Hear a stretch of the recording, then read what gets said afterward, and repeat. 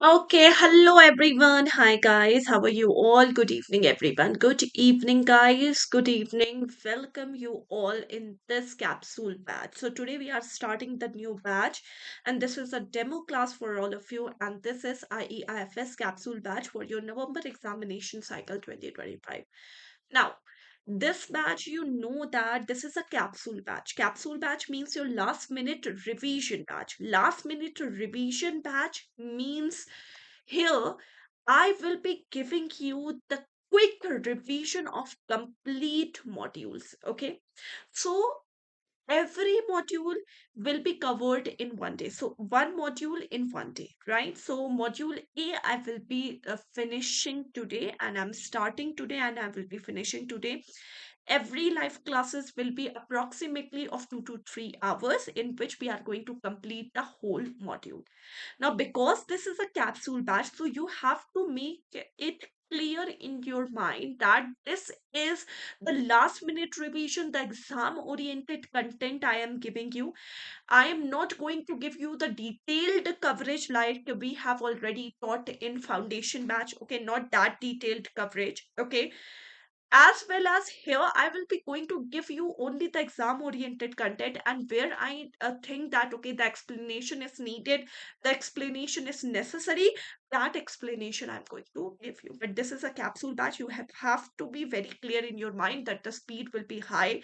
There is a smart revision, concise coverage. Okay, not everything is covered here, but yes, the exam oriented content is covered here, right? So everyone, everything is clear, audio is clear, video is clear to all of you. Whoever is watching this session, kindly just please comment once. Everything is clear, all set. Can we start doing this module A? Can we start doing this module A, everyone? Kindly just please comment once. Whoever is watching the session, everyone. So there are a lot of bankers watching this session, as I've seen in this particular class. Kindly just please comment once that everything is clear, working fine. I'm audible to everyone. I'm visible to everyone. Good evening, guys. Good evening, Ravi. Good evening. Good evening. Good evening, Navya. Good evening. Everything is clear. Okay. So can we start? Okay. So the very first chapter is actually the Indian economy, overview of Indian economy. So one chapter, I will complete one chapter, then I will take a pause, ask your doubt, and then I will be starting the next chapter. Okay. So wait for your doubts to be cleared. Once I have taken that break between first and second chapter, I will take a break and read your comments, read your doubts, whatever your doubts are. Meanwhile, you just write that doubt in the comment section, but don't expect me to answer it at the meanwhile. Once I have taken a break, I will answer that all doubts. Okay. Okay, everyone. So, good evening. So, let's start discussing this an overview of the Indian economy. Some important Agnes medicine database, which is very important for your examination. So we know that India and China, these were the two countries whose contributions were very high in the global GDP in the early 1080, right? So approximately in 1080, India and China, they together contribute 50.5% of the globe GDP, which actually increases to 52% by 1680. Very, very important Agnes medicine database. Expect one question from these datas. Okay. Now, here China was contributing approximately 29%, and India was contributing 23%. But when we talk about the current position, so India's contribution in the globe GDP is only 7.3%, and India is ranked third in purchasing power parity after USA and China. Now, purchasing power parity is when you are comparing the prices of different goods, right, in different countries. So when you take the same basket of goods, okay, and you compare the price of that basket of wood in two different countries. If you want to live inexpensively, if you want to maintain your safe lifestyle as you are living in India and you want to move out of country, you look purchasing power parity, right? So when you are comparing the purchasing price of two different countries, so India is ranked third after after USA and China. India is in third position in the purchasing power parity. right? Now, when we are talking about the World Bank classifies all the countries into four categories. We have lower income, lower middle income, upper middle income, and higher income category. We have the low income category, lower middle income category, upper middle income category, and higher income category. And when we are talking about the India falls in the lower middle income category. So India's position according to the World Bank classification, very important, we are in the lower middle income economy.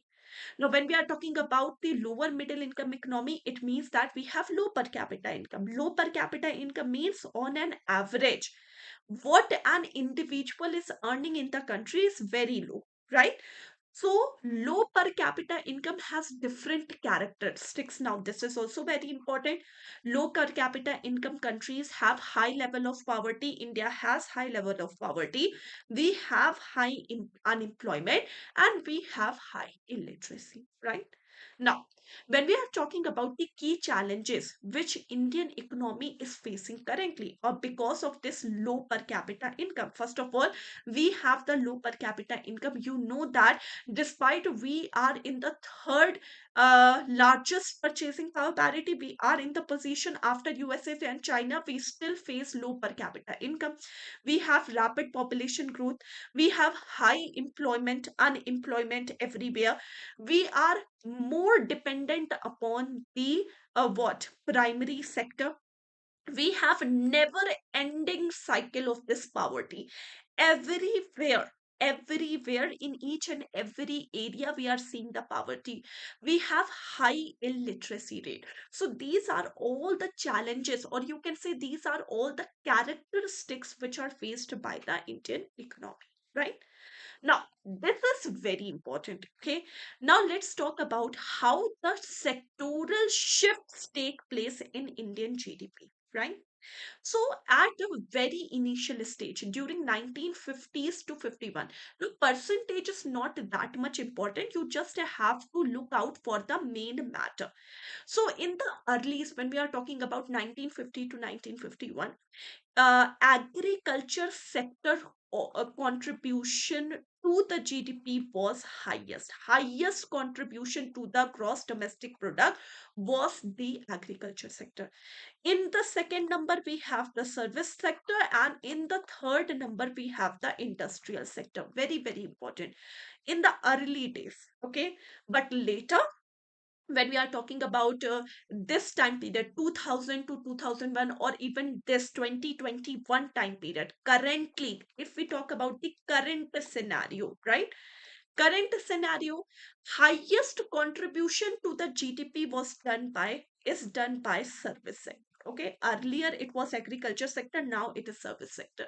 Second highest contribution to the GDP was done by industrial sector, and the last means the third or the least contribution in the GDP is done by the agriculture sector. So this is the GDP contribution. But when we are talking about the employment contribution, now let's talk about the employment contribution. Currently, the maximum employment contribution, or which sector just contribute most to the employment, it is currently the agriculture sector. Still the agriculture sector is contributing least to the GDP, most to the employment. In second number, it is the industrial sector is second in both GDP as well as employment. And in the last, it is service sector. Service sector has the least contribution in the employment. So service sector has least contribution in the employment and maximum contribution in the service sector. Very important data to understand here, right? So earlier it was the agriculture dominance economy, but now it is not, because service sector is contributing most to the GDP. Okay. Now, one of the very important thing in this chapter is the wealth drain theory. Now, wealth drain theory is actually giving you the concept that how the wealth is drained from India to Britain, because at that time we have the Britishers rule, right? So India was unilaterally transferring the capitals to Britain, right? So that drain of wealth from India to Britain is called as the wealth drain theory, right? Now, what were the main channels of draining of the wealth? So, first of all, there was a remittance by the British officials to England. So, remittance were taken out. Various British officers, they take salaries here, they remitted it to England, right? Home charges. Home charges means the official transfers, means the army which was deployed in UK, the pensions of UK, the interest of the loan which was there with the UK's government, all was paid by the Indian wealth. Yes, and that was called as the home charges. Then private incomes and business profits, these were sent abroad. Then the payment which was made for the British goods and services. So these were the main channels of the wealth trade. Okay. Now, when we are talking about the Dadabhai Naoroji, Dadabhai Naoroji was the first person to calculate this drain, and he published this theory in Poverty and Un-British Rule in India. This was the book which has been written by Dadabhai Naoroji. Okay, and Dadabhai Naoroji just published this drain wealth theory in this particular book, which was published in year 1867 to 88. And Dadabhai Naoroji was the very first person to calculate the national income of India. And at that time, the national income was India was calculated at 340 crores per annum, where the per capita was very low, only rupees 20 per year, right? Whereas when we are taking the name of the home charges, yes, it was very high. So at that time, approximately 10 crore per year pounds, these were the home charges, whereas 40 to 50 million per year was actually drained from India to Britain at that time. Clear? Now, who contribute to this theory of wealth trade? Now, these names are very important. Who contribute to the theory of wealth trade? So, the contribution, Dadabhai Naoroji, he introduced the theory of drain of wealth from India to Britain. Then R.C. Datta documented the economic consequences. What is the economic effect of this theory of wealth drain? Then C.N. Vakil, they supported this theory. He supported this theory with the actual data. Then Edmund Burke, 1783, explained the economic drain theory. And finally, Philip Francis in 1776, earlier to Edmund Burke, he classified that how the wealth is drained from India to Britain. So there was four main channel, four main stream, and the four main stream were investment, presidency transfer, private income transfer, and private commerce revenue. So these were the four streams which were identified by the Philip Francis in 1776, explained by Edmund Burke in 1783. Right, so these were all the contributors to the wealth drain theory. Okay. Now, when we are talking about the national income estimates during British rule, okay, so who was the first person to calculate the national income in India? Dadabhai Naoroji. And at that time, per capita was only 20 per year. Then after that, Atkinson in 1875 calculated and per capita raised to 172 rupees per year. Then Horn in 1891, then the finding was 158 rupees per year per capita income. Then Curzon, 148 rupees per capita income. And by 1947, when India got independence, we have 250 rupees per year the per capita income, right?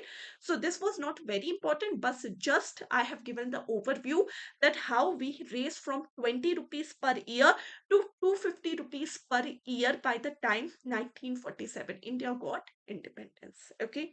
Now, British administration and exploitation. See, British who were ruling India, okay, Britishers were draining wealth from India to UK. You know that, right? And there were British officials who actually exploited India's resources. Like, for example, viceroys, they were taking the salaries of 25,000 per year. the 25,000 pound, it's very high amount at that time. So viceroys were taking such high salaries, governors were taking high salaries, engineers were taking very high salary. In fact, one very common name, you must have heard the name of Robert Clive. He was taking 2.5 lakh pound per year, and a jagir worth rupees 27,000 per year, not rupees pound, 27,000 per year. So these were actually the Britishers who were exploiting the resources of India.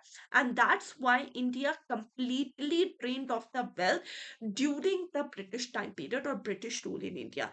And that's why at that time it was said that it was India was only acting as a unilateral transfer of wealth from India to Britain. We are supplying the capital, we are supplying the wealth, we are supplying the cheap labors to Britain, and everything was there. The product was generated there, the product was sold from there, export was from there. So they were contributing to the GDP, not us, because we were at the back door. So these were the characteristics during the British period, and that was actually the time period when Britishers rule in India, right? Now, when we are talking about the evolution of Indian economy, now evolution of Indian economy up to a 17th century, we know that we majorly dependent upon the agriculture sector. India was called as the agrarian economy. We were doing some exports, international trade in the spices, because we were very famous in spices. So we were trading with Mesopotamia, Egypt, Rome. At that time, up to 17th century, we were doing very good, right? Mughal era, 1526 to 1858. Now, this was the time period when the land was the major revenue sources. We were going in the handicraft because Mughals were very fond of crafts. Okay, so handicrafts and artisanal work were at the peak during the Mughal era. But because Mughals were majorly involved in the war, so there was no economic welfare condition at that time. So economy was declining, right? Now, Britishers rule, we know that from 1858 to 1947, resources depletion. Okay, we were just unilaterally transferring wealth, cheap labor, capitals to Britain, right? There were famines, there was poverty due to the poor governance. The only good thing Britishers have done was the introduction of railway and telecommunication in India. Clear? Then, just after we got independence from 1951 to 1980, just after we got independence, India start growing. Now that growth rate was very very slow because we don't have money, we don't have resources support, because everything was depleted during the Britisher time period, right? And that's why Raj Krishna actually described that slow growth as Hindu rate of growth, right? Now, from 1980 to 1990, this 10-year time period, we were at the phase of economic bounce back, right? So, our growth rate was very slow just after the independence, but it speed up during this time period. Now, we increased the import of capital goods and luxuries and raw materials for boosting the production in India, right?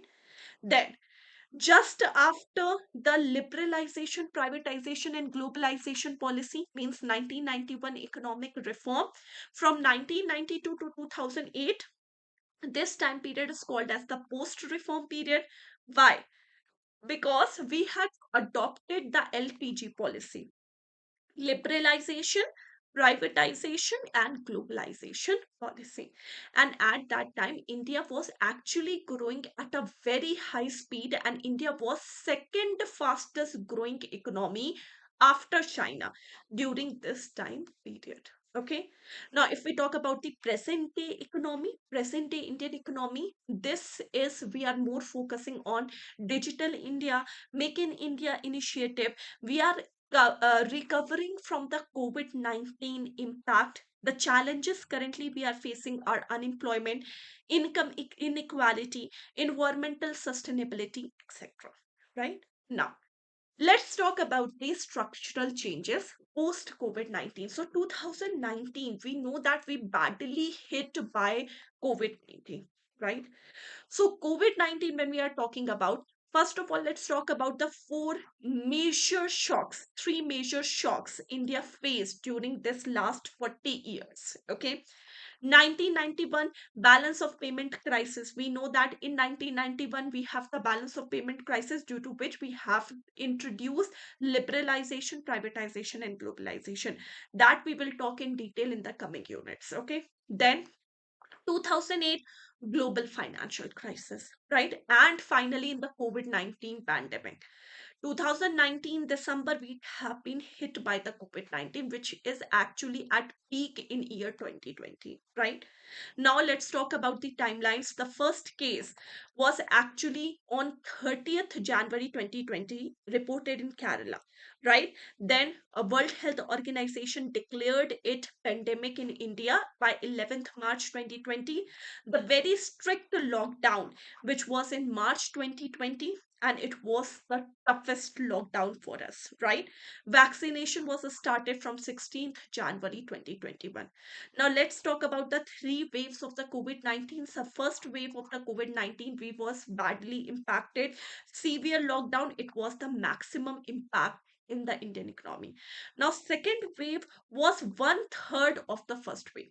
First wave, maximum impact on the Indian economy. Second wave, lesser, approximately first one third of the first, right? And the third wave, it has mild effect, okay, and limited disruption. This was the COVID-19 timeline. Clear? Now, let's talk about the structural changes post COVID-19. So post COVID-19, we focuses on more on digital India, digitalization. Okay. Then we focused on Atmanirbhar, self-reliance. Okay. We have to support our rural economy. So we have to support the agriculture and Manrega, right? Make in India initiative has been started. Okay, some important thing. India is expected to offset the COVID-19 loss by year 2034-35. Important, roughly around 12 years. Means 12 years we needed to just recover from the COVID-19 impact. And we just assume that we will recover it by year 2034 to 35. Now, sectoral shifts. Currently, the contribution of sectors to the GDP, service sector is contributing maximum to the GDP, primary sector and secondary sector almost equivalent contribution to the GDP, right? Currently, Indian economy is called as a service driven, agriculture supported, industry recovery economy. Clear? So this was the first chapter. The most important parts of the first chapter I have covered. Now, if you have any doubt in the first chapter, kindly ask everyone. Any doubt? Ravi and everyone. Prabhu, Ravi, and everyone, just quickly give me a thumbs up. If you have doubt, ask. If you don't have any doubt, just quickly give me a thumbs up, each and every one of you. Jayesh, no doubt. And everyone else? Just quickly give me a thumbs up. So I have quickly revised the complete thing. Just quickly, don't have to repeat again and again. You have to just quickly give me a thumbs up once the chapter is completed. Harsh, Lotus, Jayesh, Prabhu, and we have approximately 20 bankers watching this session. Everyone just kindly give me a thumbs up. Or if you have doubt, ask your doubt. No doubt? Okay. I think everyone. Okay, done. Now, next, very important chapter, sectors of Indian economy. Expect around two questions from this particular chapter. Why? Because see, this chapter is important. Very easy chapter, still very important. Around two questions you expect from this sectors of Indian economy, right? Okay. Now, sectors of Indian economy, first of all, let's talk about the primary, secondary, and tertiary sector. Primary sector means when the things are obtained in its natural form from the environment. We are not converting the things, we are just obtaining the things in its natural form from the environment. That is called as the primary sector. Secondary sector means the manufacturing sector, means we are converting that raw material which we are obtaining as it is in its natural form from the environment. We are converting it into the finished product. That is called as secondary. Manufacturing stage is called as secondary. And then when we are selling it into the market, then it is called as what? Tertiary sector, right? When we are selling it in the market, then it is called as what? It is called as the tertiary sector. Okay. Now, when we are talking about the primary, it is also called as agriculture and allied sector. Secondary, it is called as manufacturing. Tertiary, service sector. Primary sector mostly are unorganized. Secondaries are organized, use better method of production than primary. And tertiary sector, these are very well organized. Okay. Now, what are included in the primary sector? Like, for example, forestry, fishing, mining, etc. Like, for example, we have obtained wheat, okay, from the environment, wheat in its natural form without any conversion, agriculture, that is primary.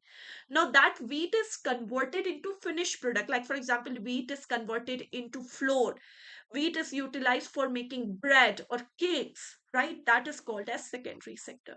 And when we are selling it in the market, then it is called as tertiary sector. Everything related to the service, banking, insurance, teaching, CAs, doctors, these are all considered as the tertiary sector. Clear? Now, tertiary sector is divided into these two categories. Okay, so tertiary is a service sector. So we are dividing tertiary sector into quaternary and quinary sector. Very, very important. Okay, so we have primary, secondary, tertiary. Then tertiary is divided into quaternary and quinary. Quaternary is called as the knowledge sector, whereas quinary is considered as the brain of the economy. Okay.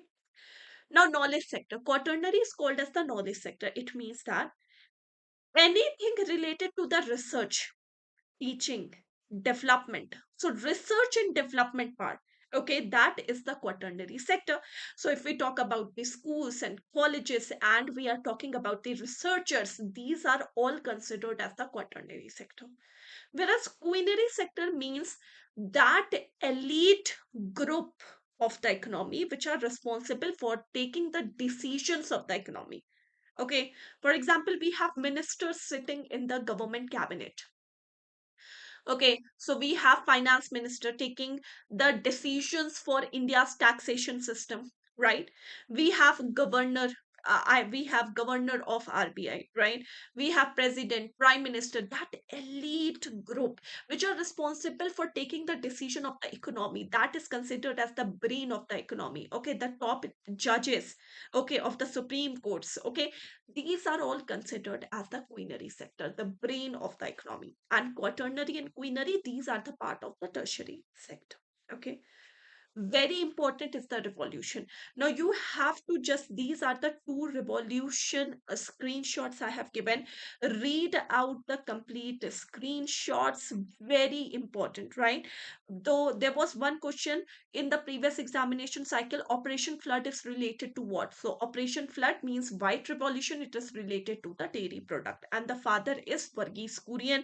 Very, very important, just have to read and learn. The most important, I am just sticking it out so that you can just focus on the most important. Green, very important. White, yellow, blue, golden, very important. Pick, very, very important. Silver, very important. Okay, brown important, red important, then black is important, round is important. So these are the important revolution you have to focus and learn. Okay, next, GDP contribution of different sectors. So that I have already told you.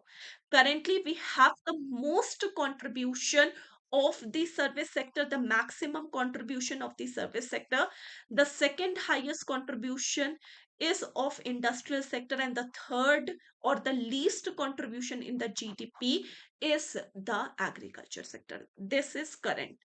In employment, maximum contribution is done by the agriculture, second is industrial, and the last is the service sector. Okay, I have already told you in the first chapter also.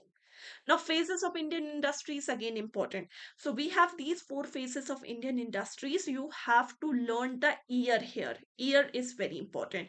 Phase 1 from 1951 to 65. And this was called as industrial foundation. Major steel industries were set up during this phase. Like for example, Bhilai, Durgapur, Raurkela, right? So these were the major steel plants which were set up during this phase. Phase second from 1965 to 1980. Now, this was called as the industrial fall time period. Okay, so this was the foundation time period. This was the industrial fall time period. Now, third phase comes from 1980 to 1991. We are the industrial recovery time period. And finally, in 1991, we have introduced the LPG reform. After 1991, it is called as the post reform period. So these were the phases of Indian industry, right?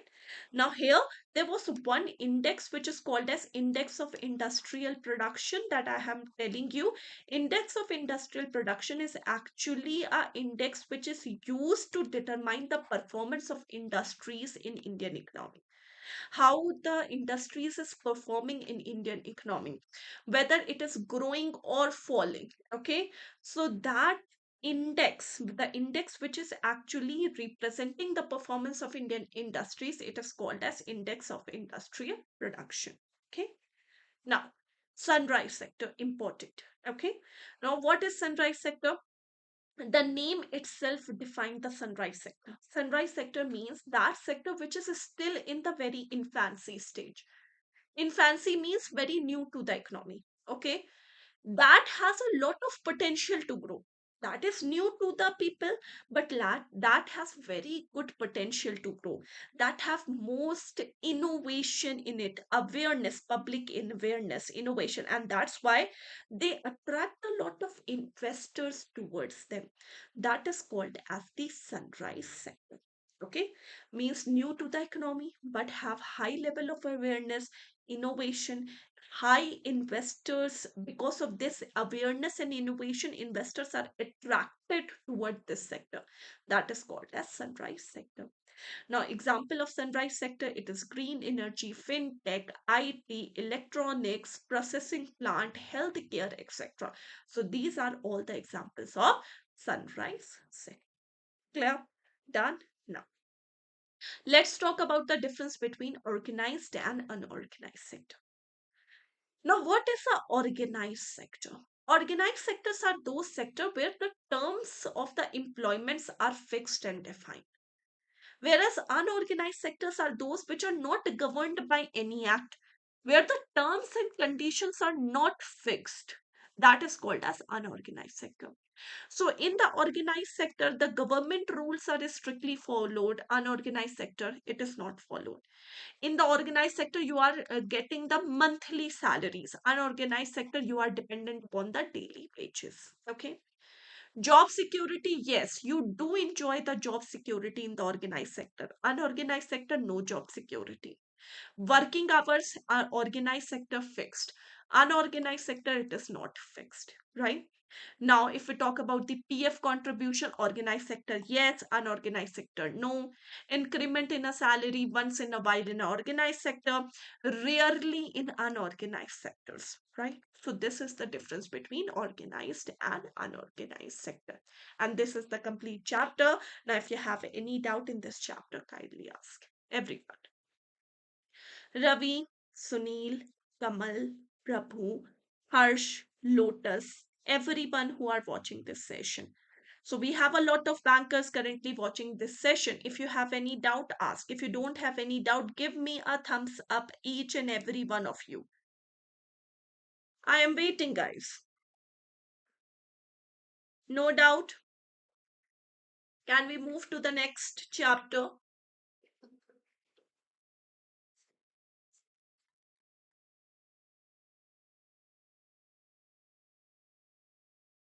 Okay, I'm waiting, guys.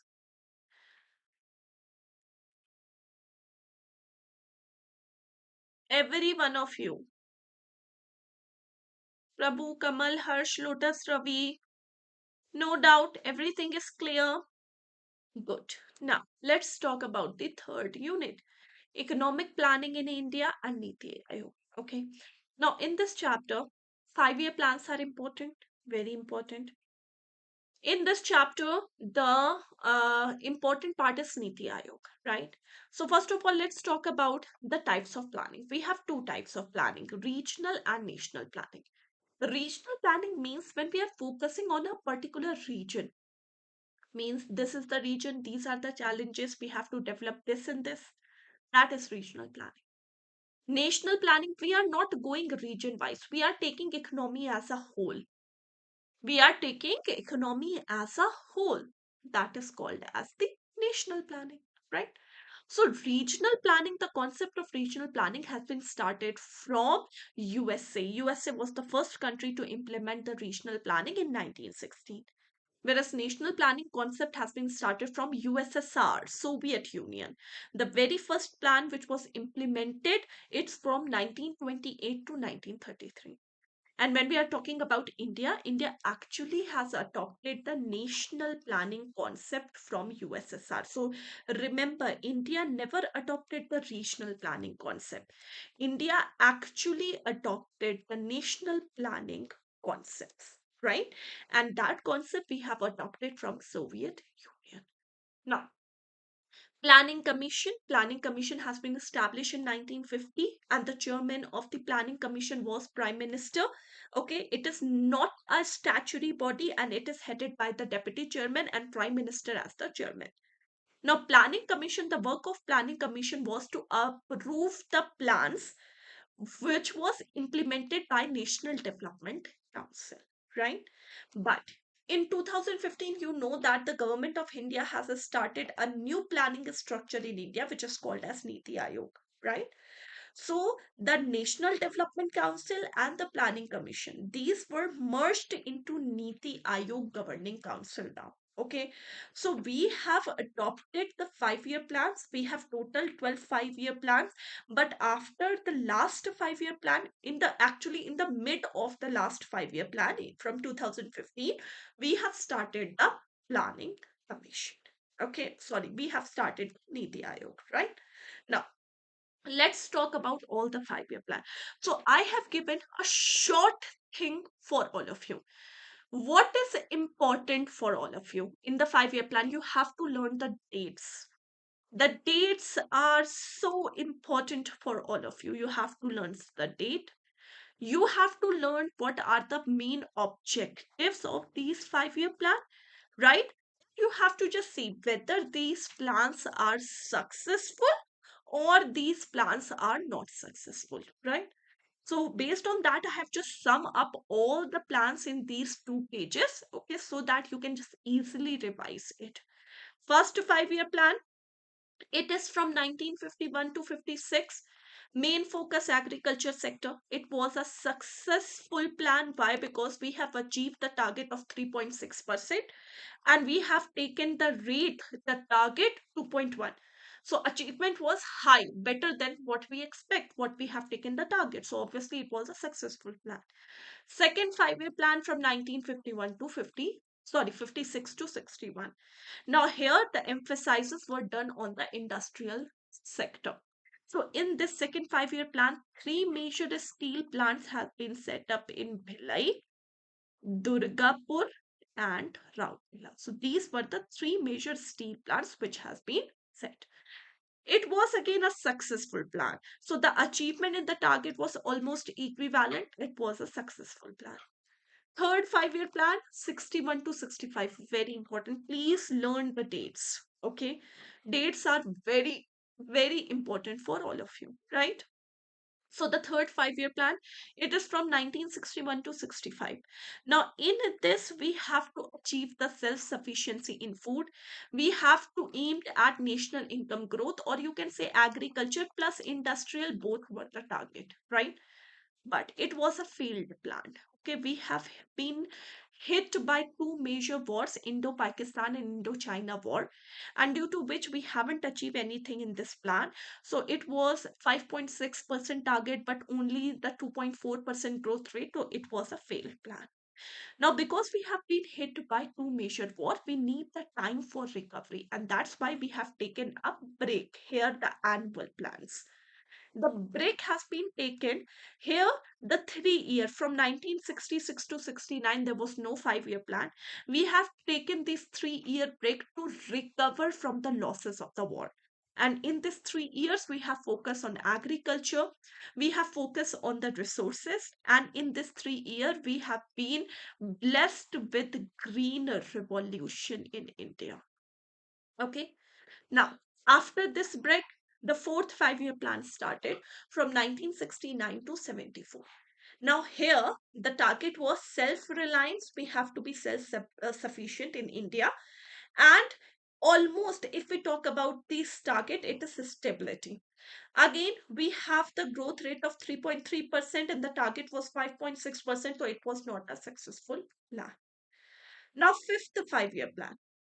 1974 to 79. Now, this was actually facing a extreme turbulence in the government, right?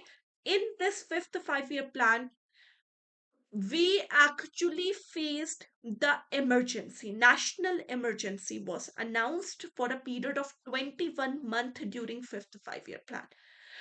Government changes. Indira Gandhi was the government, then Indira Gandhi resigned, then the new non-Congress government has been formed, then again the split of the non-Congress government, then again the return of Indira Gandhi. Everything happened during fifth 5 year plan. Extreme turbulence in the government system, right?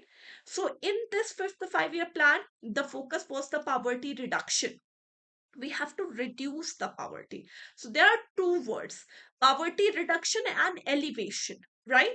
Poverty reduction was fifth 5 year plan target, and sixth 5 year plan target was poverty elevation. Elevation means garibi hatao, the slogan, the very famous slogan, garibi hatao, means we have to just eliminate the poverty. That was the target which was taken in sixth 5 year plan, whereas the fifth 5 year plan, the target was to reduce the poverty. These are the two different words. You need to understand the difference of reduction and elevation here. Okay, don't confuse yourself. Now, seventh 5 year plan from 1985 to 1990. Okay, now in this, when we are talking about here, see this.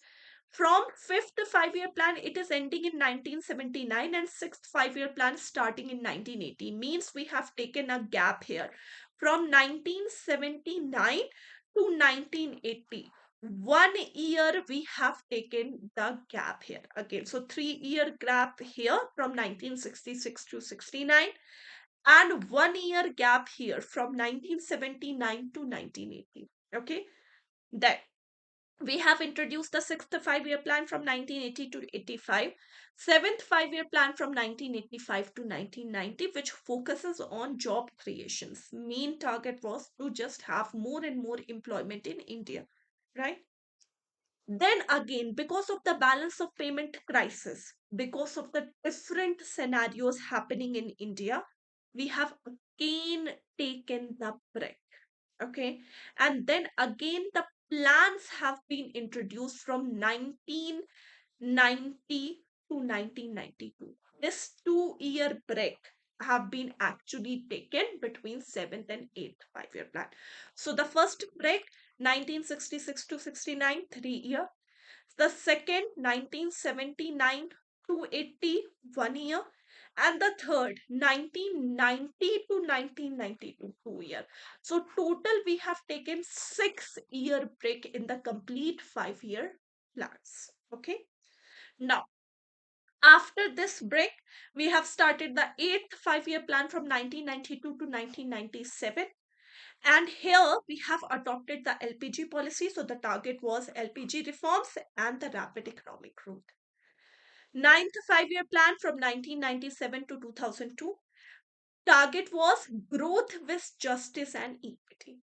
Then to a 10th 5 year plan 2002 to 2007, we have to reduce the poverty and we have to focus on the gender inequality. We have to just eliminate the gender inequality. 11th 2007 to 12, and 12th 5 year plan 2012 to 17, both has the same target: inclusive and sustainable development. Inclusive means to include each and everyone in the growth of economy. Sustainable means to utilize the resources in such a way that it fulfill the needs and wants of present generation as well as the future generation, right? Now, meanwhile, in the 12th five-year plan, in the middle of the 12th five-year plan in 2015, NITI Aayog has been introduced, and that's why we don't have any 13th five-year plan. That's why we don't have any 13th five-year plan, right? Now, let's talk about the NITI Aayog. So, NITI Aayog, National Institution for Transforming India, has been introduced on 1st January 2015. Now, it has two major teams. Team India actually coordinate central to the state government. So every state involvement is necessary for the development of economy. So coordination means having a meeting between central and state. Coordination between central and state governments, Team India will work. And knowledge and innovation hub, this is the think tank policies. It means that what are the loopholes, how we have to solve the loopholes, that is actually done by knowledge and innovation hub. Okay, again, the chairperson is the prime minister. The governing council of NITI Aayog, they have the chairperson, ex officio chairperson, vice chairperson, full time members, all the chief minister, all the lieutenant governors of the union territories, and the special invites. And planning commission and national development council, they have been merged into the governing council of NITI Aayog. Clear? Now, from where we are getting the financial resources for the economic planning? Obviously, we need money. Obviously, we need money for economic development. So, from where this money is arranged? First of all, the budgetary support. The central and state government, they are contributing. Public sector, the government has invested, and the shares and the profits they are generating, and the income they are generating from that investments. Then external aids, the loans and grants which are coming from international organization. Then the government borrows through bonds or treasury bills. Then we have borrowings. Then we have the loan from the international organization. Public private partnership. We have creating the money, the taxes, the non-tax revenue, the reserve funds. These are all the financial sources for economic planning. Clear? So this is the complete chapter. Now, if you have any doubt in this chapter, kindly ask everyone. Abhishek, Sunil, Prajapati, Ravi, Prabhu, Kamal, Harsh, everyone who is watching this session. Any doubt till here? Kindly ask everyone. Any doubt?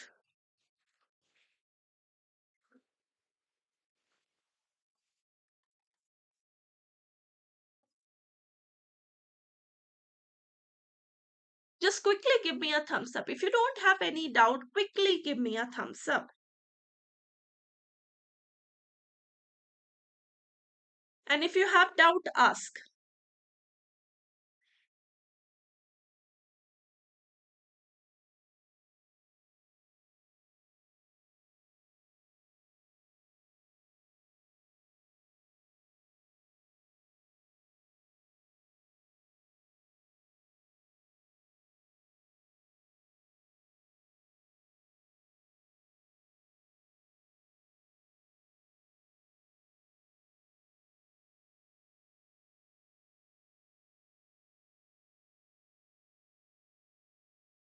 Done? Clear, everyone?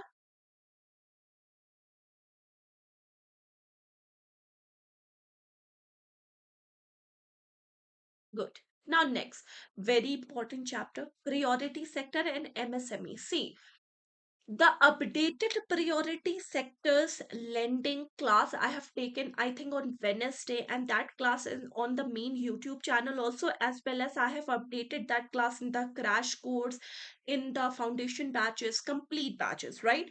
So, priority sectors have been updated March 2025. The recent data I have just given all the updates there. Okay, kindly just look out that session also. Plus, I have updated here also. You can just see the updated figures here also, right? Now, let's talk about the priority sector. First of all, the priority sector means those sectors which are of utmost important for the development of economy. Plus, that sectors in which various people or most of the people shows their dependency. That is called as the priority sector. right? Now, the priority sector, when we are talking about the priority sector lending means when we are lending to especially those priority sector which has been identified by Reserve Bank of India, that is called as priority sector lending.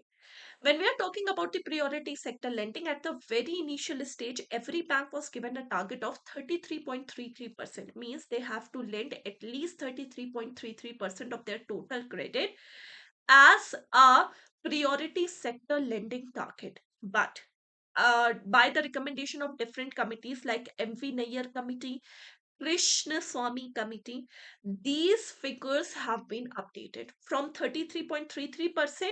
Dr. Krishna Swamy committee's recommendation increased this target to 40%.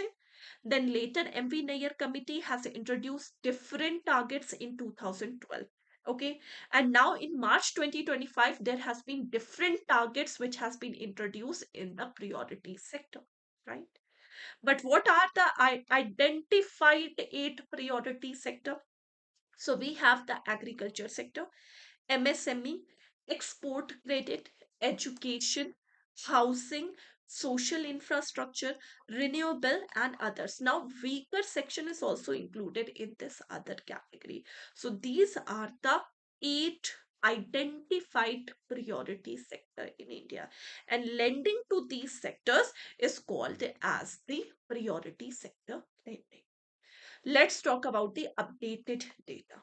So if we talk about in this particular, we have the domestic commercial bank and all those foreign banks which have more than 20 branches. In this, all the foreign banks which have less than 20 branches. In this, all the regional rural banks target were given, and in this, the small finance bank targets. Okay. So total means all the eight priority sector, the current target is either 40% of adjusted net bank credit, A and BC.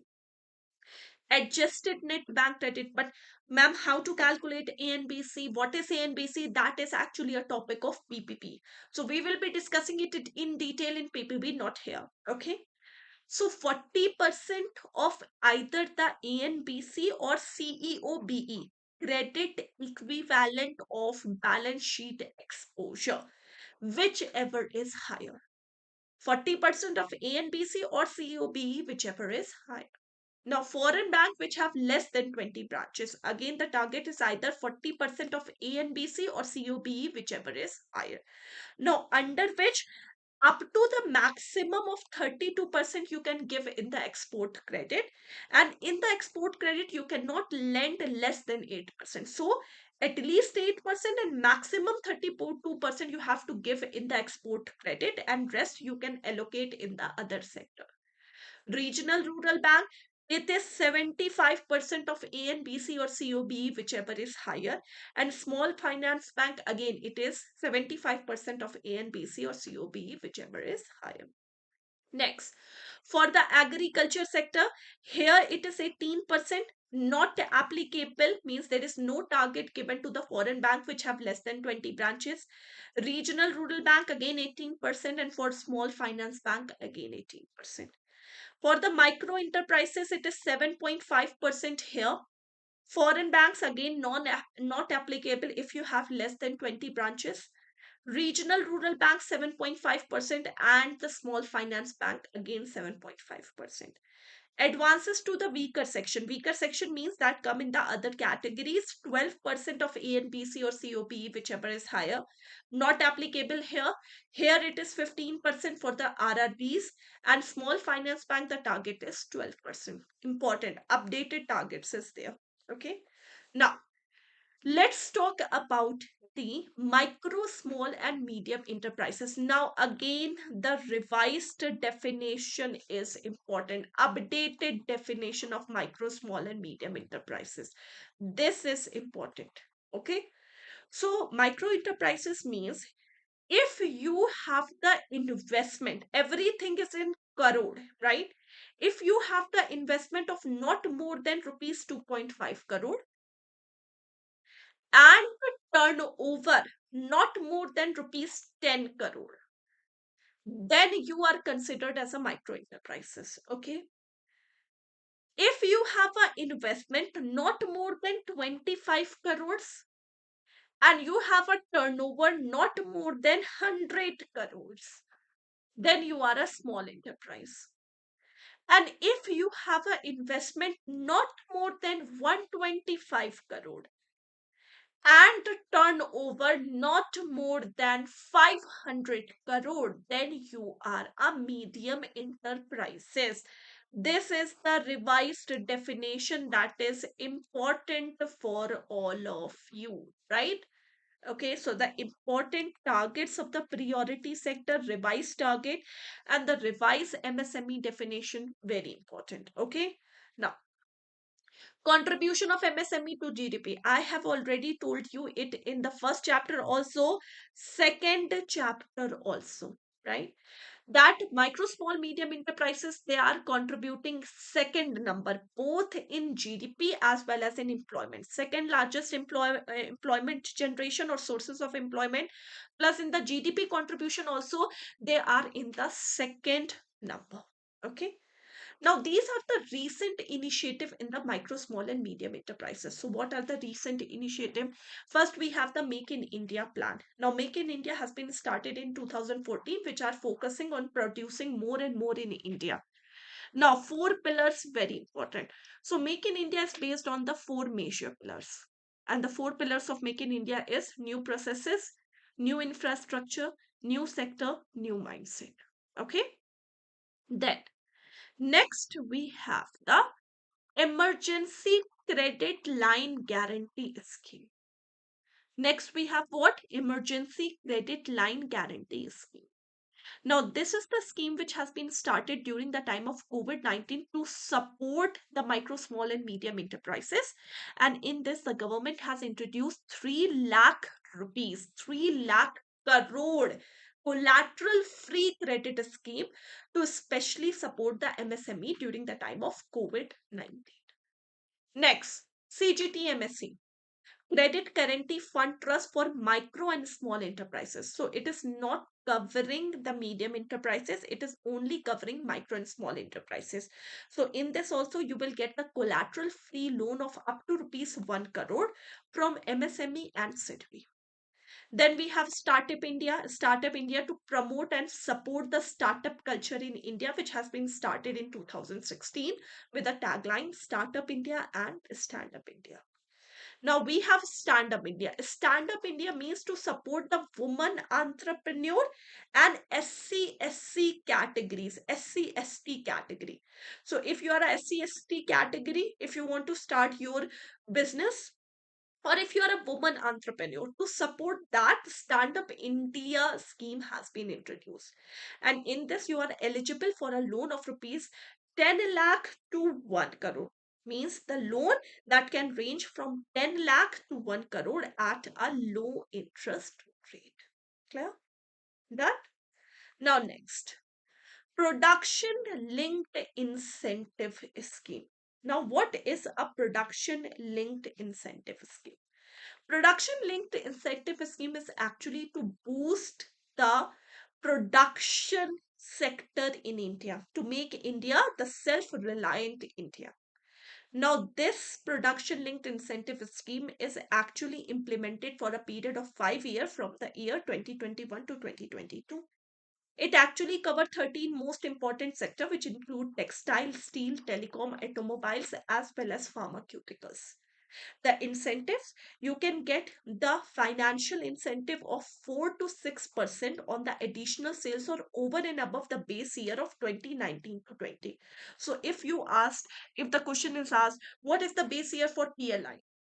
The base year is 2019 to 20, and from that the sales judged, and for every additional sales you have made from this base year, you will get the financial incentive of 4 to 6%.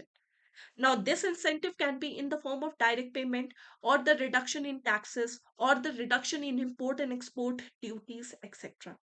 What is the goal of this PLI? To improve the job production and job creation in India. So that is production linked incentive scheme. Now, there are different other schemes also. Now, here I have just given the screenshot. Now, in this screenshot, you just have to read it out and you have to remember the what the full forms of this scheme names, because the full forms are important. So maybe the question can be asked from the full form, like for example the Udyami Mitra portal, the MSME Sambandh portal, delayed payment portal, the Prime Minister Employment Generation Program. So these are all the new initiative. You just have to read it out. Not very important, but yes, maybe the question can be asked, right? Spruti, Scheme for Fund Regeneration of Traditional Industries. Aspire, okay. NMCP, National Manufacturing Competitiveness Program. Credit Linked Capital Subsidy Scheme for technology upgradation. Now this is very important, okay. So these are some other schemes which has been started in the micro, small and medium enterprises sector. Clear? And this is the whole chapter. Now, if you have any doubt in this, kindly ask. Everyone, you guys. Any doubt? If you have, please ask. Everyone. Prabhu, Benhar, Prajapati, Sunil, Lotus, and everyone, kindly just ask your doubt. If you have doubt, ask. If you don't have any doubt, give me a thumbs up. Everyone, you guys. Just quickly give me a thumbs up. Abhishek,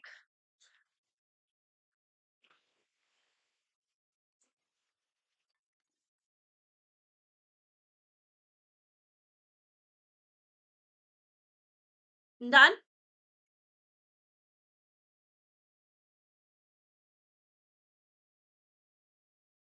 Okay, so let's talk about the next chapter, infrastructure, including social infrastructure. So, in the last examination cycle, this my examination cycle, I think 3 to 4 questions were asked from this chapter. Yes, 3 to 4 questions only from infrastructure and social infrastructure. So, important chapter, okay?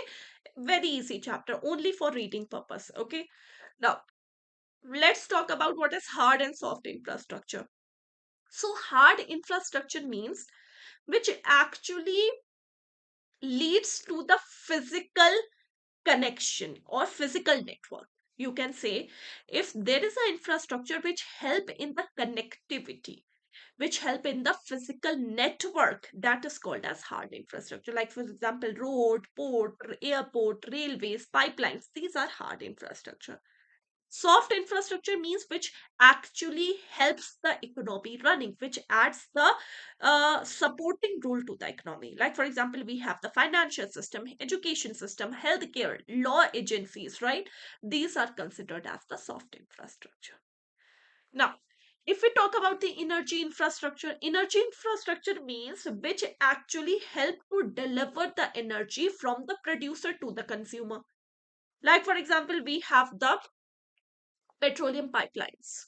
We have renewable energy infrastructure. We have hydropower, solar power, wind power, biofuel, biomass, which actually helps to deliver the energy from producer to the consumer. That is called as energy infrastructure. Okay. Now, in energy infrastructure, we have different growth rates and we have different initiative. Like, for example, India is ranked fourth in the renewable energy power.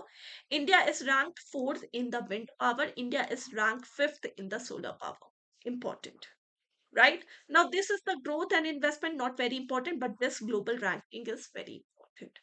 Now, next, communication infrastructure means which help in the communication, those infrastructure which help in the communication system, that is called as communication infrastructure. So very important is first of all the government promoted the communication infrastructure by just relaxing the foreign direct investment limit, and now in the telecom sector up to 100% FDIs are allowed. Important. Then production linked incentive schemes are actually introduced in this electronic system to boost the electronic manufacturing in India. Then we have the Tarang Sanchar portal. So the question can be asked, Tarang Sanchar portal is related to which infrastructure? So it is related to the communication infrastructure. The government boosts the communication infrastructure by relaxing the FTIs, by introducing this to PLI, by introducing the Tarang Sanchar portal. by having the National Optical Fiber Network project, where the broadband connectivity is given to 2.5 lakhs panchayat, right? So these are the initiatives which has been taken by the government to boost the communication infrastructure.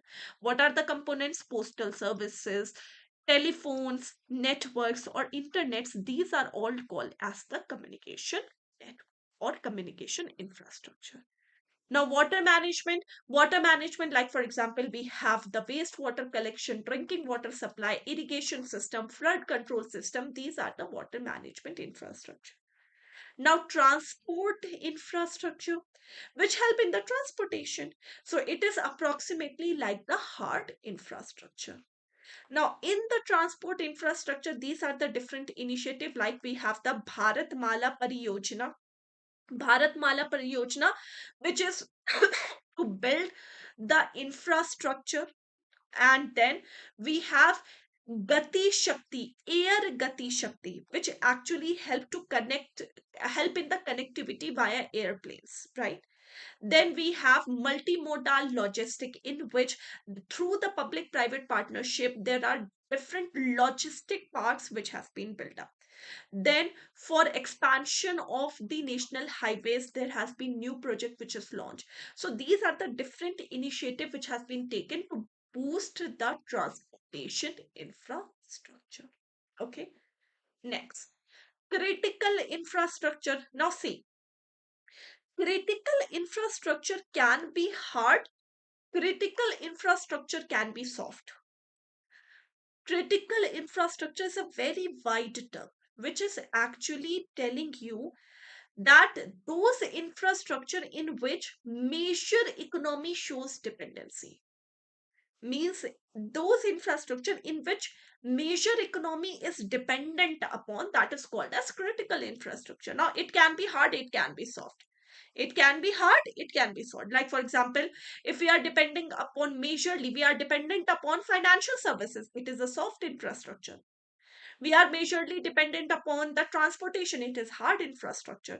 We are majorly dependent upon the hospital, it is a soft infrastructure, right? So it can be soft, it can be hard, it can be communication, it can be energy, right? But the major term, the broad term is the economy, measure those infrastructure in which the economy is showing the dependency. Okay, then green infrastructure, those infrastructure which actually highlights the value of natural environment.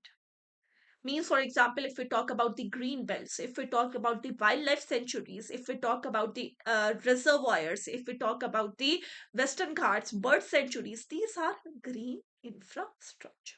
Clear? The very important part of this chapter is this. Social means ESG. First of all, let's talk about the social infrastructure. Social infrastructure, it include health, education, water supply, transportation, agriculture. Whereas when we are talking about the most important component of the social infrastructure, the most important component is the health. Now, ESG is very important. So, ESG, the full form is environmental, social, and governance. And ESG is the modern dimension of corporate social responsibility. The same question is asked in the previous examination cycle, which is considered as the modern dimension of the corporate social responsibility. It is ESG. Now, what is ESG? So, if you are a corporate, if you are a business and you want long term and ethical growth in your business, so you have to look out for three important factors.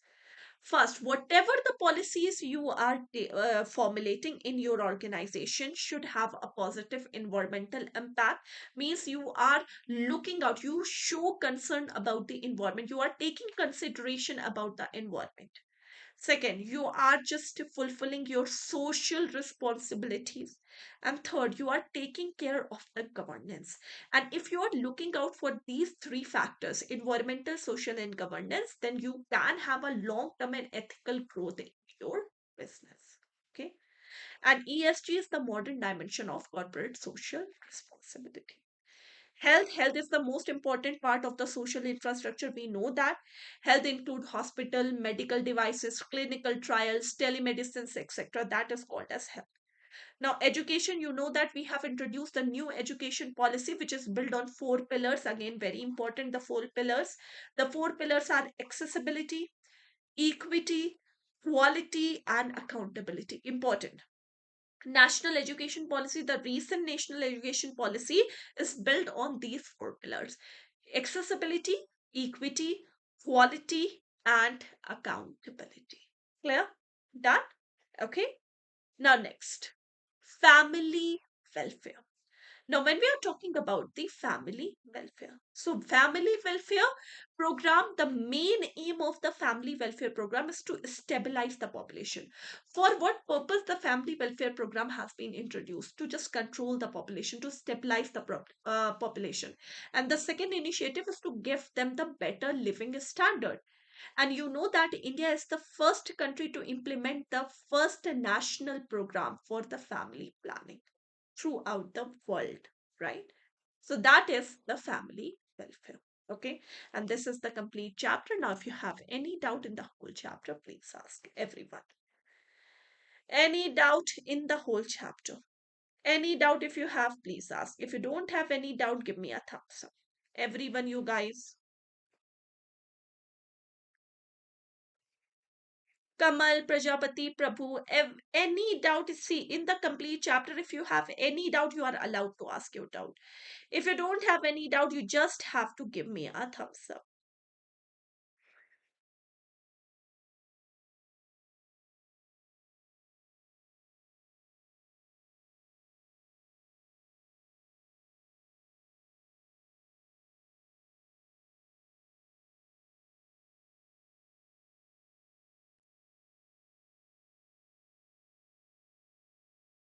No doubt, everything is clear. Whatever I have taught, see, if you have any doubt, I'm requesting you that kindly please clear your doubt in the class itself. Okay?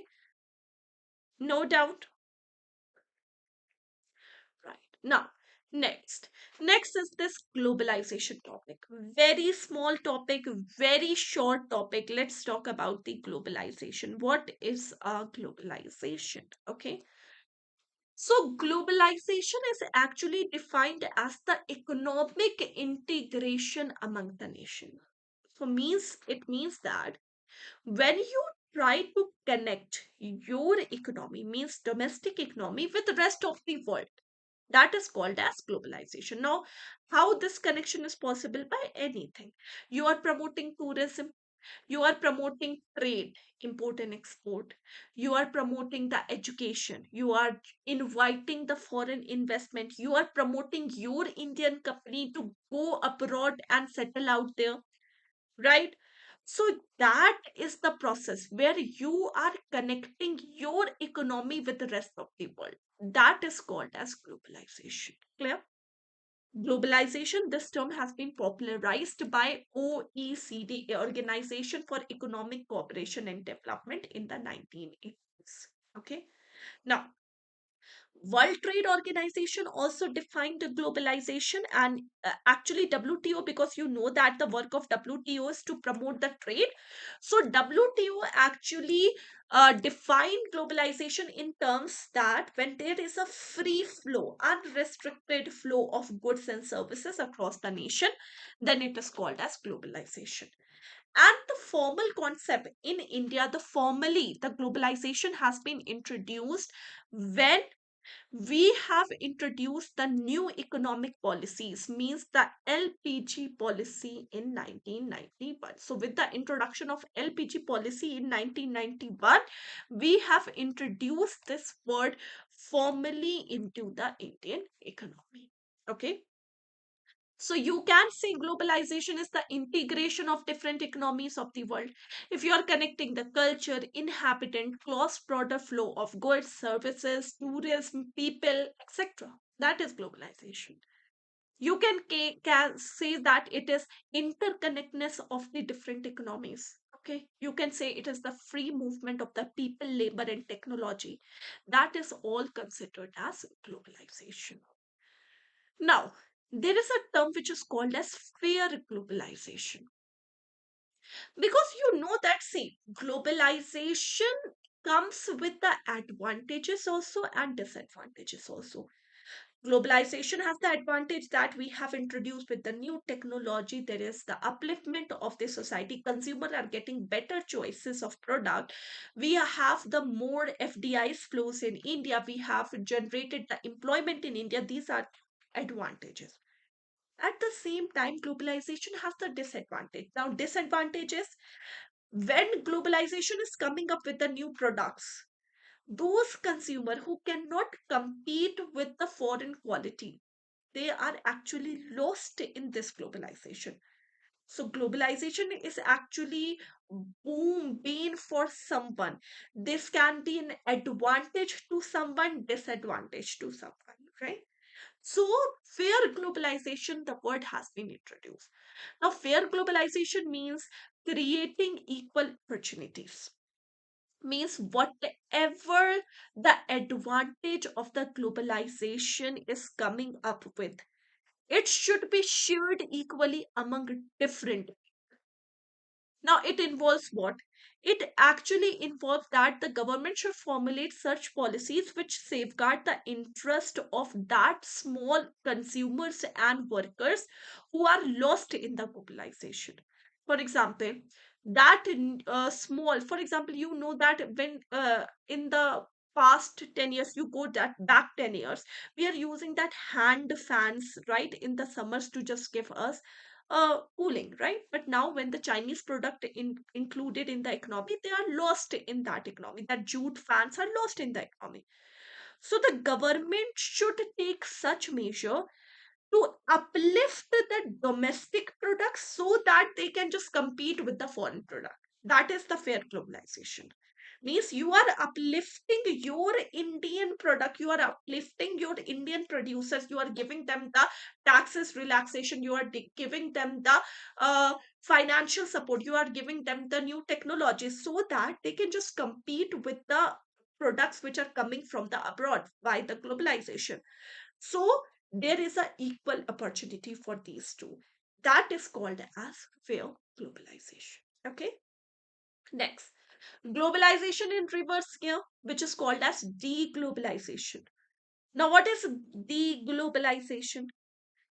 Globalization means integration of various economies of the world, right? Globalization means what? Integration of various economies of the world.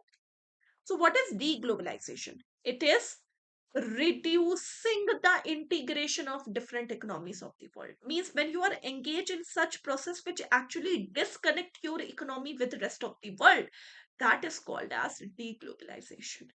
And in deglobalization, we have protectionism. Protectionism means when government are formulating such laws which actually restrict and prohibit the international trades. That is called as the protectionism. You are imposing taxes, major taxes on the import and export so that the people cannot do the import and export. You are restricting and prohibiting international trade. That is protectionism. And we have three major forms of protectionism, very important. When the government increase the tariff, thus impose the quotas and non-tariff barriers. These are the three major forms of protectionism which actually restrict the international trade. That is called as globalization in reverse gear and protectionism. Clear? So this is the whole chapter. Now, if you have any doubt, please ask. Any doubt here?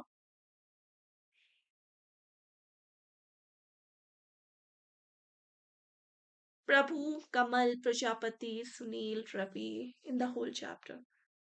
Any doubt? Very simple, very small chapter. This is very simple, very small chapter, globalization. Any doubt in this? If you have, please ask. No doubt, give me a thumbs up.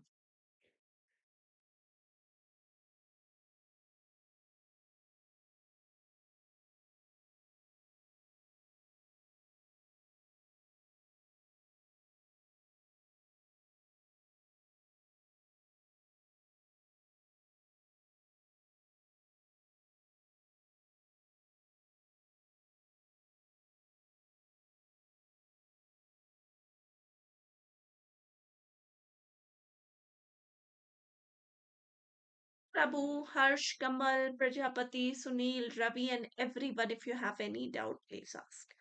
No doubt, quickly give me a thumbs up. Deglobalization. See, globalization means connecting your economy with the rest of the world. Opposite of that is deglobalization. When you are disconnecting your economy with the rest of the world, that is called as deglobalization. When you are restricting the import and export, when you are prohibiting the foreign education, you are demotivating your Indian companies to go abroad, you are uh, imposing quotas. That is deglobalization. Okay, any more doubt? Can we start this chapter, economic reform, everyone? Can we start this chapter, economic reform, everyone? Please tell. Good. So let's start this economic reform, unit 7. Now, in this economic reform, first of all, what are the factors which lead to the introduction of this economic reform, LPG policy? So, when we are talking about the LPG policy, why LPG policy has been introduced? Why? Because, first of all, we have the adverse balance of payment. We have more import, less export. Public sector was behaving badly, poor performance of the public sector. We have a drop in the foreign exchange reserve. The government has a lot of debts. We have a lot of inflation. So these were the few conditions in which 1991 economic reform LPG policy has been introduced.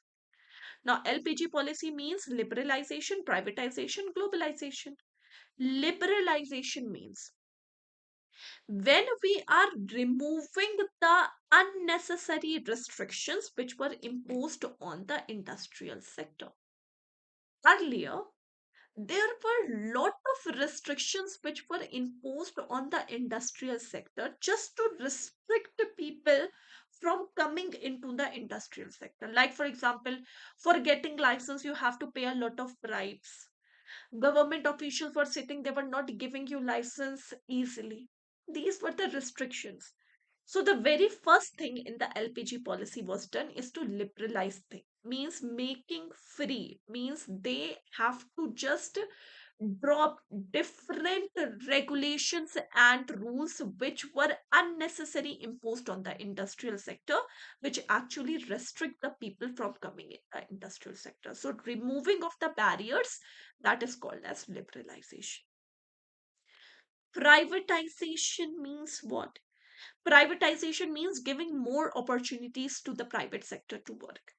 Earlier, our economy was very much dominated by the government. We have a lot of resources where private sector were not allowed to work at all. Like for example, the airlines, private sectors were not allowed. Insurance, private sector were not allowed. Mining, private sector was not allowed.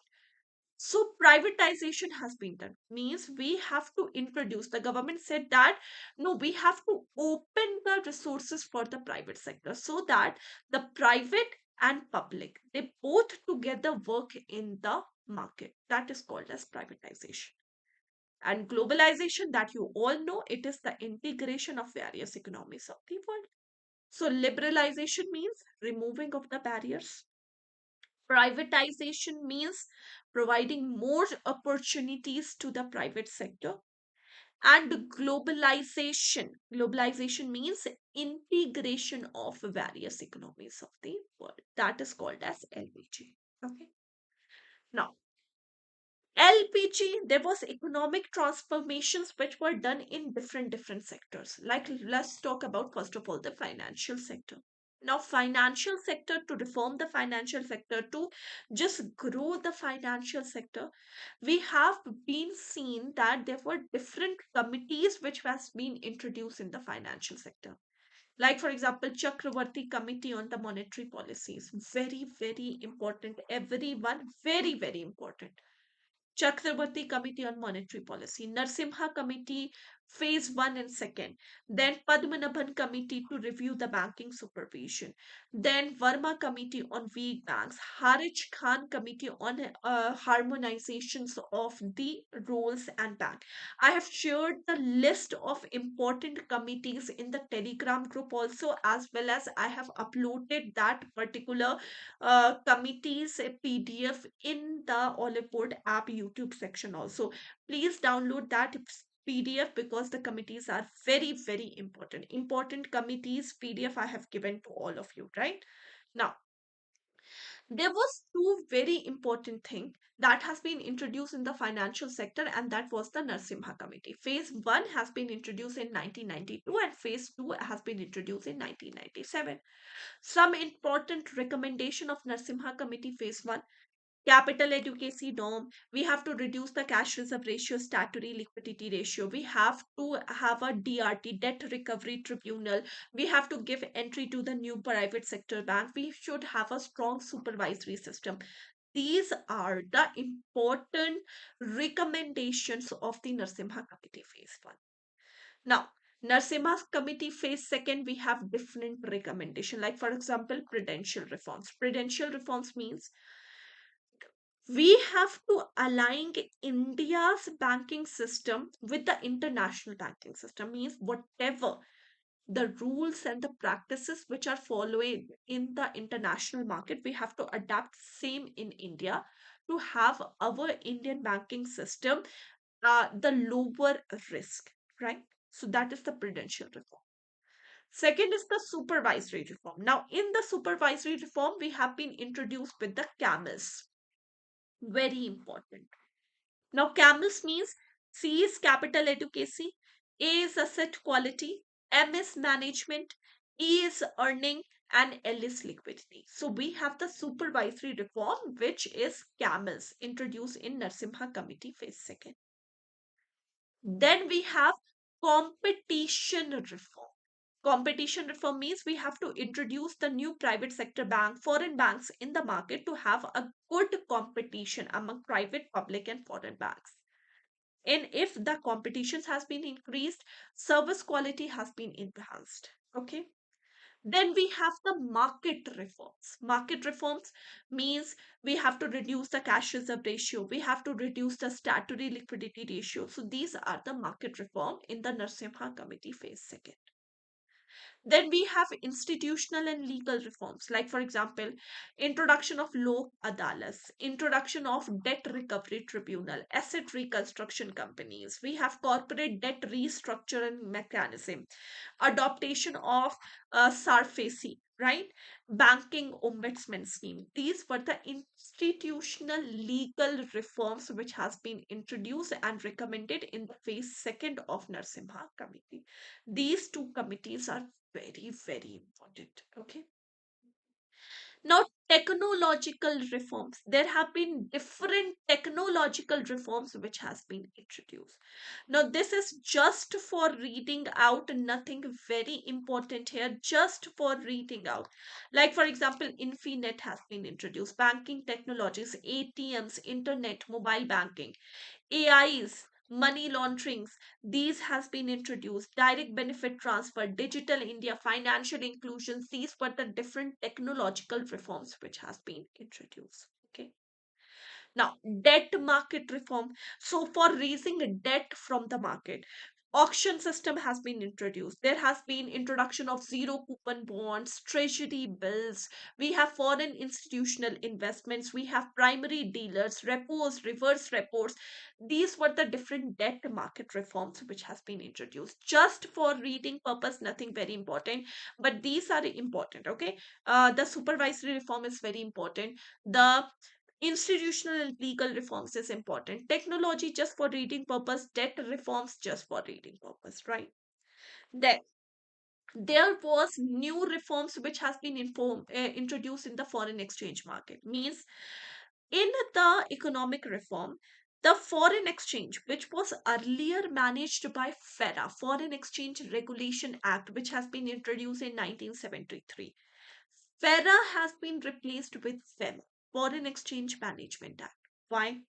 Because see, FERA has been introduced before 1991, and the main objective of FERA was to control the foreign exchange reserve, preserve the foreign exchange reserve.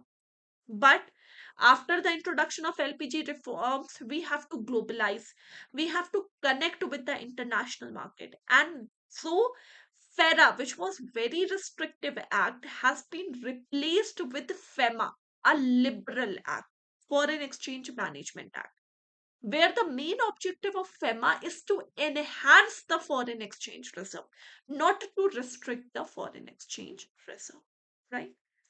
Now, in the capital market reform, SEBI has been introduced. SEBI to look out or to just completely monitor the capital market segment of the economy. Securities and Exchange Board of India has been established. Okay. So these were the different reforms which were introduced in the different segment. Okay. Now, if you have any doubt in this, kindly ask everyone. Any doubt? If no doubt, give me a thumbs up. Everyone, you guys, if you have doubt, ask. If you don't have any doubt, give me a thumbs up. Each and every.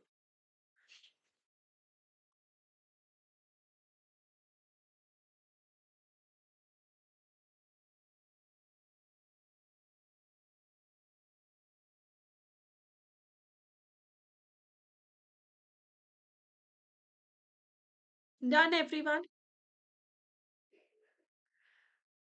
Harsh, Prajapati, Komal, Prabhu, Ravi, Sunil, everyone.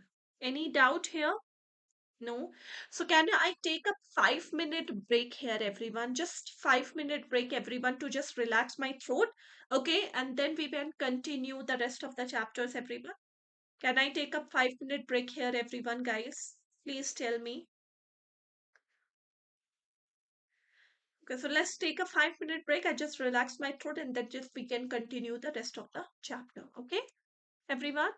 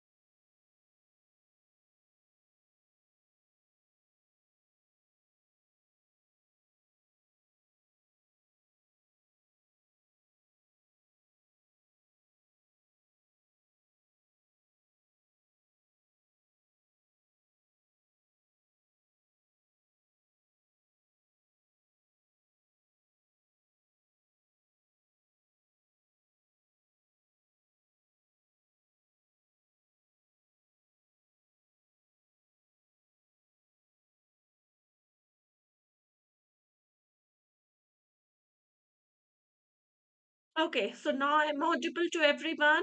Yes or no? Am I audible to everyone?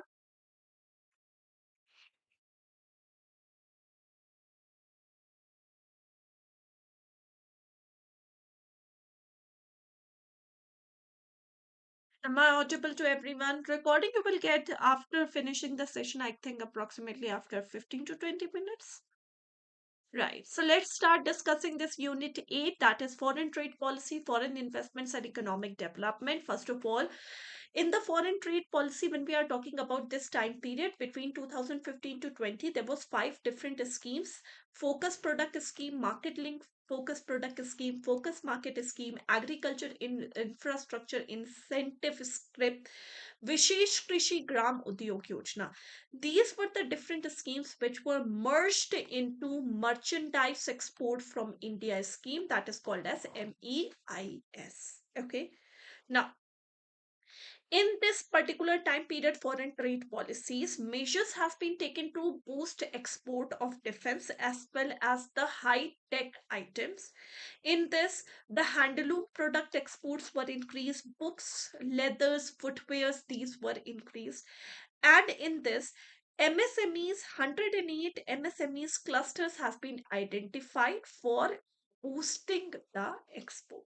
Okay. Now, let's talk about the FDIs, foreign direct investment.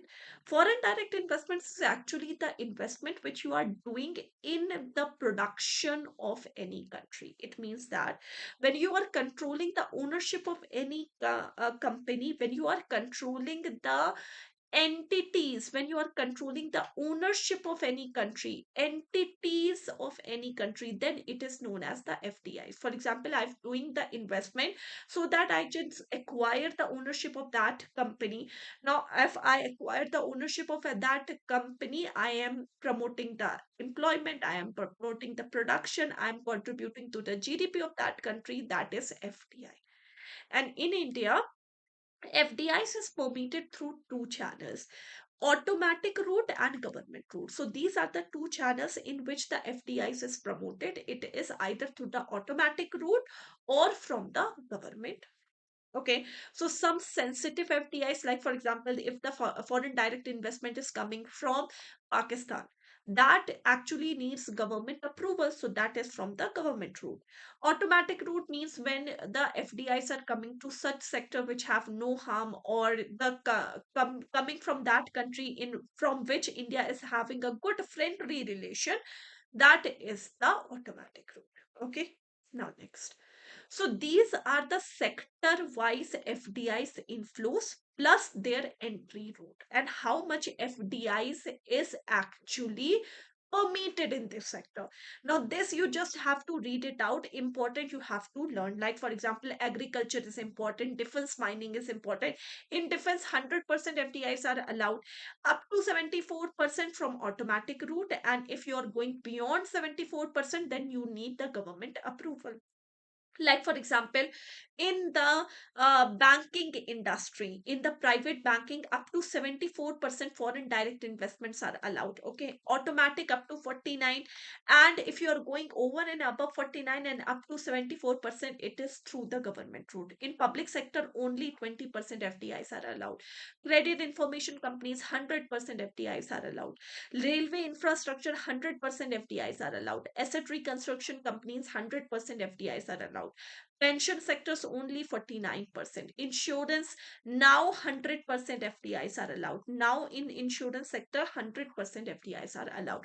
So this is for reading purpose, important FDIs you have to learn. Okay. Now we have different type of foreign direct investment. Three types of foreign direct investment: greenfield, brownfield, and the joint venture. Right? Now greenfield FDIs, when you are doing the investment from the ground, from the level, means you are doing the investment that is from the ground level, everything you are setting from zero, that is greenfield FDI. Brownfield FDI means when you are taking over the already existing company who are actually running in losses, then it is brownfield investment. And joint venture, when we are joining hand with any other company to share the profit and loss. For example, if for example there is a hotel manufacturing chain in USA and they want to start the hotel chains in India. Now, for example, they are just buying everything from the zero. It means that they are just buying the land, they are just building the hotel completely, everything from the zero. Then that is greenfield. Now, for example, they have taken over the existing hotels in India. They are training their staff. They are just renovating the complete infrastructure and just doing the business. That is brownfield FDI. And joint venture means when they are joining hand with Indian hoteler chain and then they just share the profit and loss. That is called as joint venture. Okay.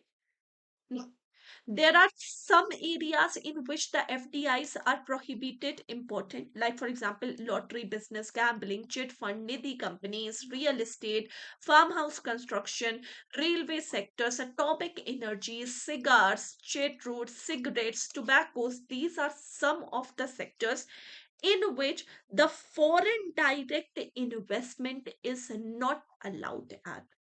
Okay, next, foreign institutional investments.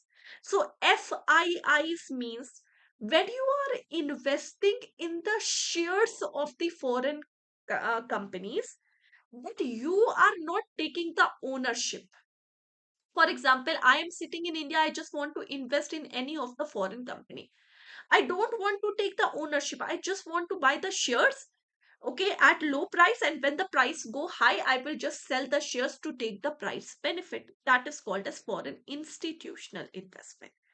So FDI means when I'm sitting in India, I want to invest in the foreign company to take the ownership of that company. That is FDI. Foreign institutional investment means when I am investing, when I am sitting in India, I just don't want to take any ownership. I just do what? I just purchase the shares of that particular company. And at the lower price, when the price goes high, I just sell out the shares to take the profit. That is called as foreign institutional investment. Okay. So the difference between FDI and FIIs, FDI goes in the production of goods and services, whereas FIIs, it doesn't goes in the production. You are buying the securities, you are buying the shares, equities, etc. FDIs, these are for long term. FIIs, these are for short term because you are just buying the shares at a lower price and just when the price goes high, you will sell it and take the price benefit.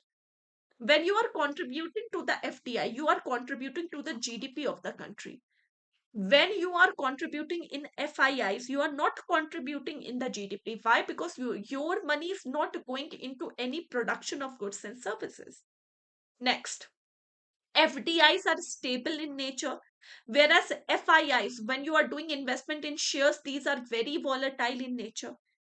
When you are trying to invest in the foreign direct investment, you are looking the macroeconomic policies of that country. It means that you are looking the government policies, you are looking what is the behavior of the government, is government is accepting the FDIs or not. But these are nothing in FIIs. Okay, there are different type of foreign direct investments like greenfield, brownfield, joint venture. Whereas when we are talking about the foreign institutional investments, these are also called as hot money, right? So this is the difference between FDIs and FIIs. Okay. Now, two very important terms: economic growth and economic development. Now, what is economic growth and what is economic development?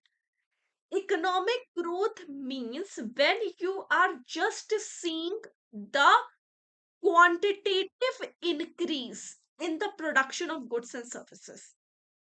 Means economic growth sees that when you are just judging that how much there is a quantity increase in the production of goods and services, that is called as economic growth. Whereas development means you are actually increasing in terms of a standard of living of the people. You are increasing in the human development index. You are increasing in the literacy rate. You are increasing in the employment level, you are reducing the inequality. That is development. So growth is single dimensional because you are only looking in the quantitative increase in the production of goods and services, whereas development means you are looking the qualitative increase in the standard of living of the people. So this is multi-dimensional. So that is the difference between economic growth and development. Clear?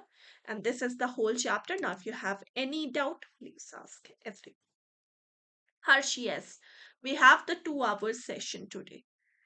Any doubt here? If you have any doubt, kindly please ask your doubt. If you don't have any doubt, give me a thumbs up, each and every one of you.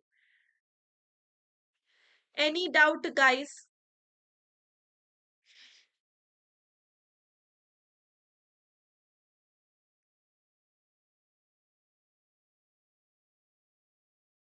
Done?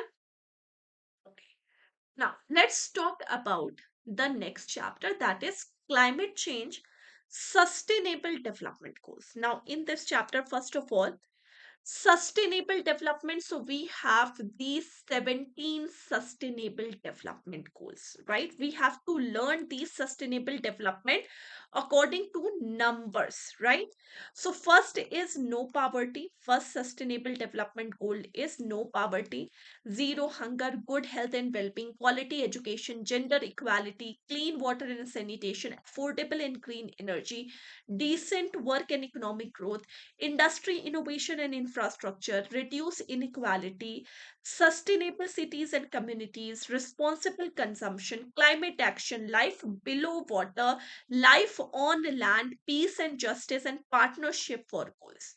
So these are the 17 sustainable development goals. Okay.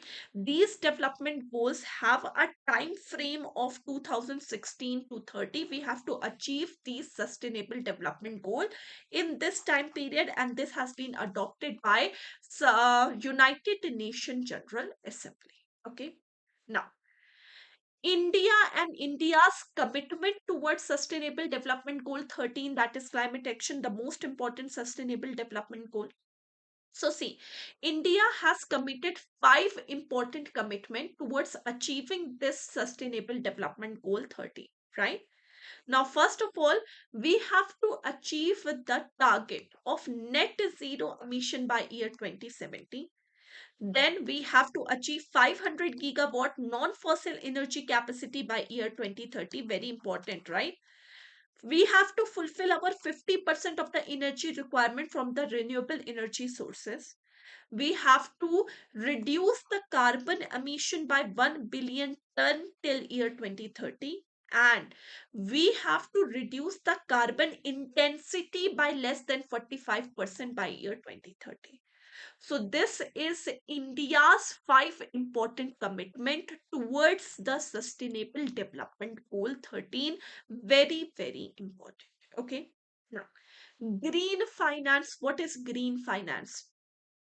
Green finance is actually providing the financing to the sustainable, environmentally sustainable project. Environmentally sustainable project means those projects which are of importance to the environment, which are actually environmentally sustainable. Like, for example, we have clean transportation, green transportation.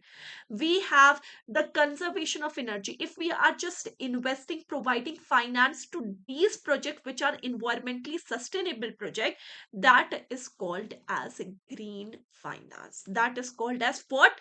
Green finance. Okay. Now, for promoting green finance, obviously Government of India and RBI, they both are taking measures. Like, for example, the Government of India is offering 30% of subsidies in installation cost if you want to build your rooftop solar panels. So if you want to set up your rooftop solar panels, government is offering 30% of the installation cost subsidy to that. Okay.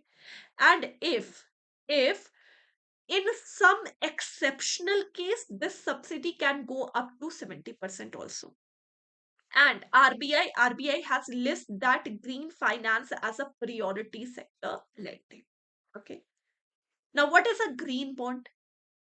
Green bond is actually those bonds which are issued by any government or sovereign entity with a view that whatever the money which is raised from these bonds, these money are specially utilized for environmentally sustainable project. That is called as green bonds. Okay. And in India, the green bonds have been issued. The very first green bond has been issued in year 2015. Okay. Now, corporate social responsibility, very important. So, corporate social responsibility is actually now a legal support, or you can say it is mandatory for each and every corporate. So, Section 135 of Companies Act provide legal support to the corporate social responsibility. Now, what is corporate social responsibility? So, every corporate has to spend at least 2% of their net profit on corporate social responsibility every year. And for example, if in any year they want to spend, sorry, if in any year they want to spend more than 2%, the excess can be set off in the future obligations. For example, I have spent 5% of my net profit in this year as a corporate social responsibility, right? So 5% I have spent. Okay. So next year I don't have to spend anything. And next to next year I just have to spend 1% because every year I have 2% obligation. In this year I have spent 5%. So rest is set off against my future obligation. And if you are not following the corporate social responsibility, then there is a penalty of rupees 1 crore for the defaulting company and 2 lakh penalty for each of the defaulting officer. Okay, so that is corporate social responsibility, right, everyone? Now, any doubt in this? Chapter 9, Prajapati, just hold. Chapter 9 is the international organization which will be discussed after this unit 11 because chapter 9 is all about IMF, World Bank, World Trade Organization, these, right? Which is just for reading. So that is the chapter where my role is very less and your role is high. And that's why I just listed that chapter in the last, that you just have to read this chapter out. Okay. So I will be taking out this chapter after this unit 11. Okay. Any doubt?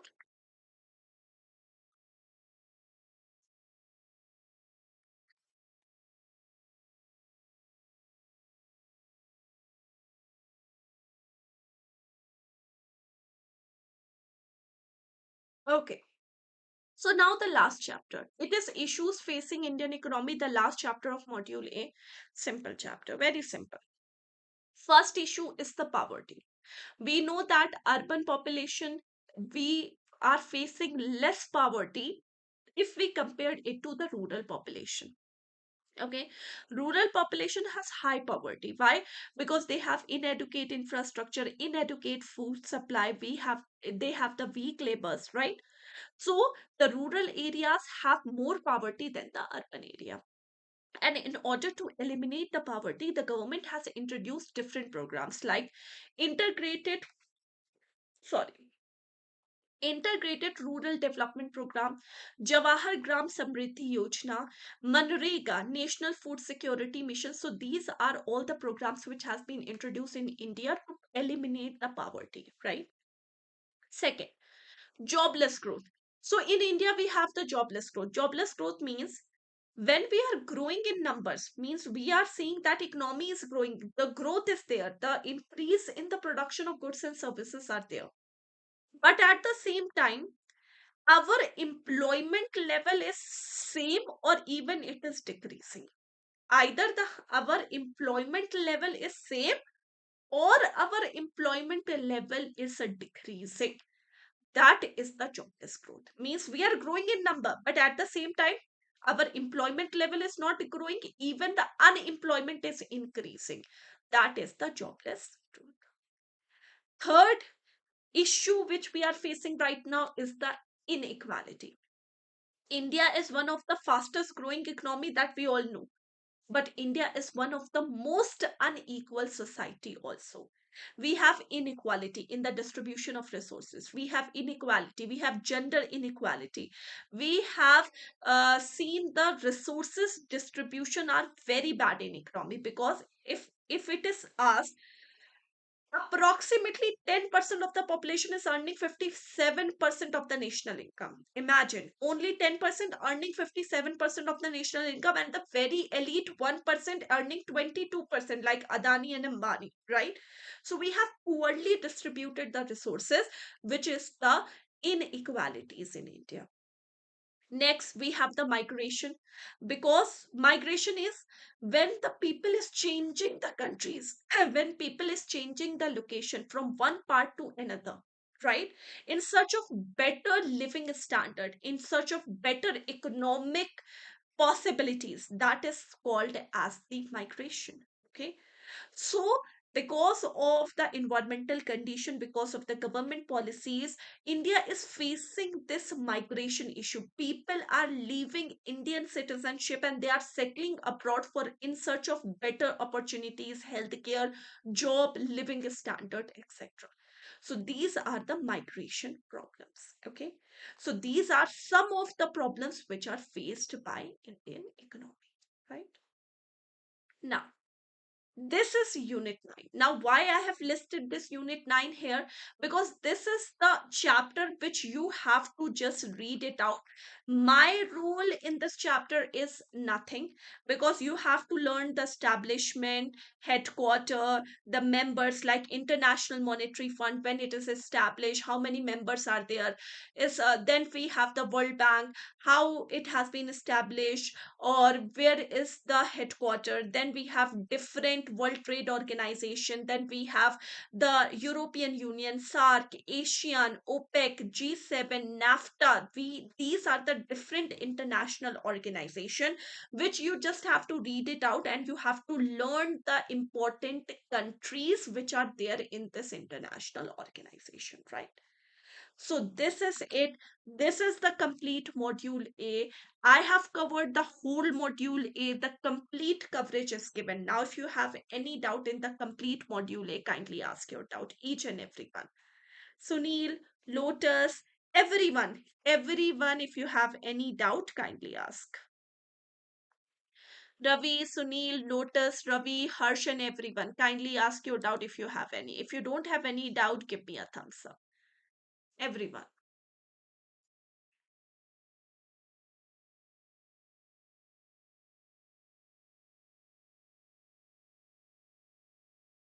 Done. So I hope that this is useful for all of you. Thank you so much, everyone, for watching this session. So we have completed the module A today. Tomorrow I will be taking the complete numericals in one class. So tomorrow again a very important class. You have to just completely learn the MCQs. Okay. PDF of the committee that I have shared in the Telegram group, plus the ninth chapter. Ninth chapter, this in this PDF, you will get the ninth chapter. Don't worry. Okay. So thank you so much, guys. Thank you. Thank you so much. Thank you, everyone. Kindly do please rate and give your feedbacks to the session. Take care, everyone. Thank you so much. Have a very good night. Tomorrow, I will be taking the complete numericals, again, a very important class, and the tomorrow class will be starting from 7 p.m., not 7:30, 7 p.m. Okay. Thank you. Take care, everyone. Bye, guys. Bye, everyone. Take care. Good night.